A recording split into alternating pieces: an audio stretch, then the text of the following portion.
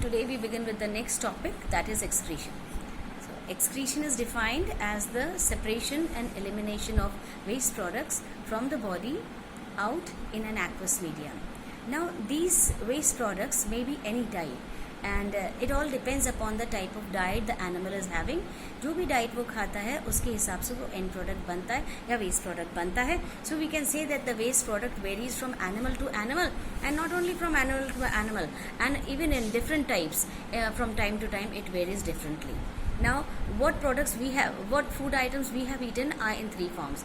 They may be carbohydrate, fats or proteins. Now carbohydrate के जो end products हैं वो दो तरह के हैं. एक हम कहते हैं कि या तो कार्बन डाइऑक्साइड बनता है या फिर वाटर बनता है.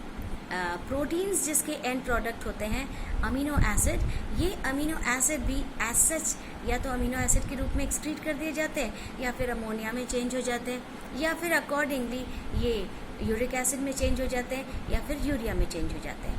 ना जिस तरह के उसमें प्रोडक्ट में ये चेंज होते हैं उसी हिसाब से हम एक्सक्रीटरी एनिमल्स या एनिमल्स को तीन पार्ट्स में डिवाइड कर सकते हैं. First, all those animals which excrete their products, their excretory products in the form of ammonia, उसको हम अमोनोटेलिक कहते हैं. दूसरी तरह के एनिमल जो अपने एक्सक्रीटरी प्रोडक्ट को यूरिया के रूप में एक्सक्रीट करते हैं उनको यूरियोडेलिक कहते हैं. और तीसरे वो एनिमल्स जो अपने एक्सक्रीटरी प्रोडक्ट्स को यूरिक एसिड के रूप में एक्सक्रीट करते हैं हम उनको यूरिकोटेलिक एनिमल्स कहते हैं. So first we start with ammonotelic animals. Ammonotelic animals actually वो एनिमल्स होते हैं जो आमतौर पे पानी में रहते हैं, और पानी में ये रहते हैं. पानी में ही अमोनिया गैस आराम से घुलनशील है. Ammonia gas is very easily soluble in water. So these animals when they have ammonia as the excretory product वो आराम से इस गैस को पानी के द्वारा गुलित अवस्था में बाहर निकाल देते हैं. एंड क्योंकि ammonia is a toxic gas, ज़्यादा अमोनिया अब एक निश्चित कॉन्सेंट्रेशन से ज़्यादा अगर बॉडी में जमा हो जाएगी तो it will be very harmful for the body. So it needs to be excreted, and once the animal is in water ammonotelism is the best suitable method by which the animal can get rid of this ammonia. ये जो ammonotelic animals होते हैं ये दोनों तरह के होते हैं. तो primary animals and secondary. Primary ammonotelic animals are those animals जो हमेशा ही पानी में रहते हैं. उनका right from top to toe इनकी जो लाइफ साइकिल है वहीं के लिए सूटेड है. एंड सेकेंडरी एनिमल जो सेकेंडरली ये तरीका अपनाते हैं and the rest of the part या some part of the life cycle is also there in the other mode of other habitats, जैसे aquatic हो सकते हैं या whatever. So ammonotelism is actually a very suitable type of excretory. Amonotelic animals are suited for aquatic life. Now next type of animals are based upon the excretory product in which uric acid forms the excretory product. ये uric acid actually ammonia, ये जो ammonia से जब बहुत सारा पानी इसमें absorb कर लेते हैं तब फिर वो यूरिक एसिड में बदल जाता है. यूरिक एसिड में बदल देता है. इसका सबसे बड़ा फायदा तो ये रहता है कि पानी बॉडी का एब्जॉर्ब हो जाता है और पानी वेस्ट नहीं होने पाता. जैसे अमोनिया गैस को डिस्चार्ज करने के लिए बहुत सारा पानी चाहिए तो पानी हमारे बॉडी से जाता है. यूरिक एसिड को डिस्चार्ज करने के लिए बॉडी से पानी बहुत ज़्यादा बाहर नहीं जाना है तो बॉडी कंजर्व कर लेता है पानी. So this becomes much more suitable for some reptiles, for some birds, for some animals जो ये मोड ऑफ लाइफ दिखाते हैं. फॉर एग्जाम्पल वो सारे एनिमल्स जो कि शेल्ड होते हैं, शेल में इनका जीवन बीतता है, तो ये टाइम टू टाइम जो एक्सक्रीटरी प्रोडक्ट यूरिक एसिड के रूप में होता है उसको निकालते रहते हैं. वो शेल के अंदर डिपॉजिट हो जाता है तो ये one part of the shell बन जाता है. And when the animal comes out it leaves the shell behind. तो एक तरह से ये एक डिपॉजिट भी हो गया, पानी भी पूरा कंजर्व हो गया और एनिमल को प्रोटेक्शन भी मिल गया शेल के अंदर.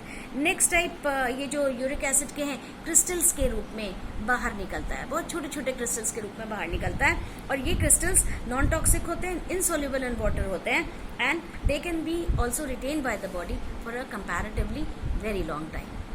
अमोनिया और यूरिया की तुलना में. यूरिया अपन ने नहीं किया, अब करेंगे.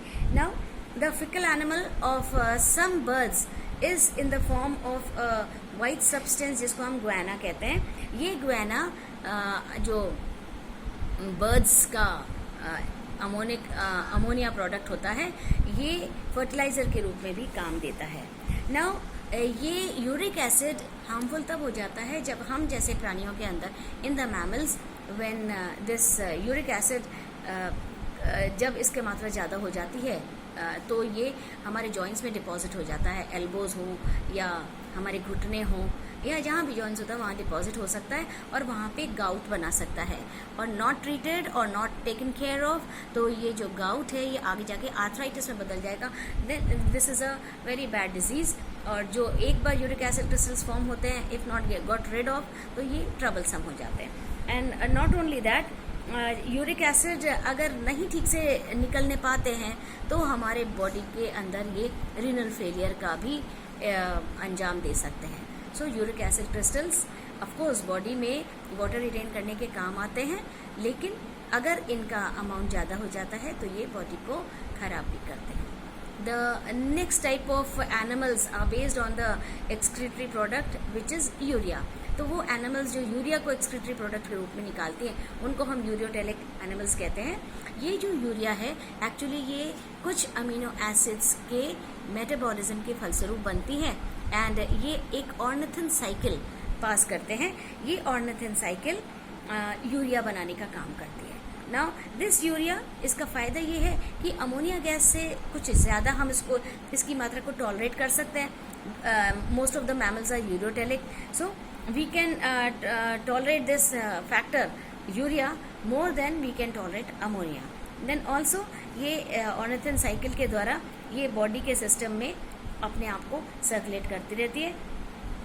नाउ नॉट नेसेसरी कि एकदम से एक्सक्रीटरी प्रोडक्ट को बाहर निकाला जाए, तो जितनी भी देर तक ये एक्सक्रीटरी प्रोडक्ट बॉडी में रहता है ये कम से कम नुकसान ना पहुंचाए, इसके लिए यूरिया एक comparatively less harmful excretory product हो जाती है।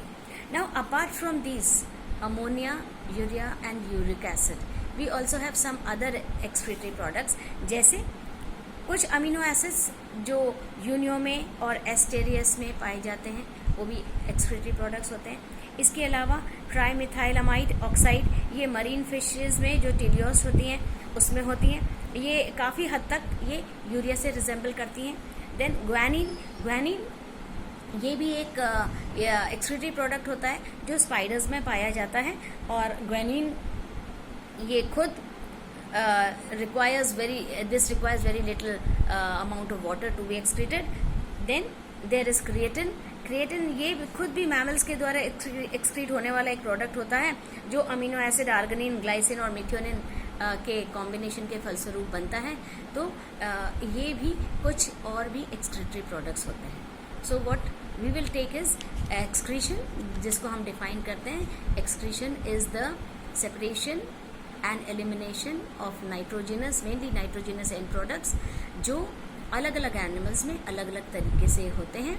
या तो एनिमल्स पानी में रहने वाले अमोनिया एक्सक्रीट करते हैं तो अमोनोटेलिक कहलाते हैं, या टोटली लैंड में रहने वाले यूरिक एसिड एक्सक्रीट करते हैं तो यूरिकोटेलिक कहलाते हैं, और या फिर some animals who excrete urea और यूरियोटेलिक कहलाते हैं। तो अमोनिया से यूरिया, यूरिया से यूरिकोटेलिक, ये जो फिनोमेना है ये कंजर्वेशन ऑफ वाटर की तरफ जाता है। Ammonia being soluble is let out through the aquatic media, urea comparatively lesser than ammonia, and uric acid अच्छा खासा मात्रा पानी का एब्जॉर्ब कर लेता है और जो एक्सक्रीटा बनता है that is in the form of pellets. तो this was excretion based upon the type of conversion product. So now we'll take excretion in some other forms in the next lesson. Thank you.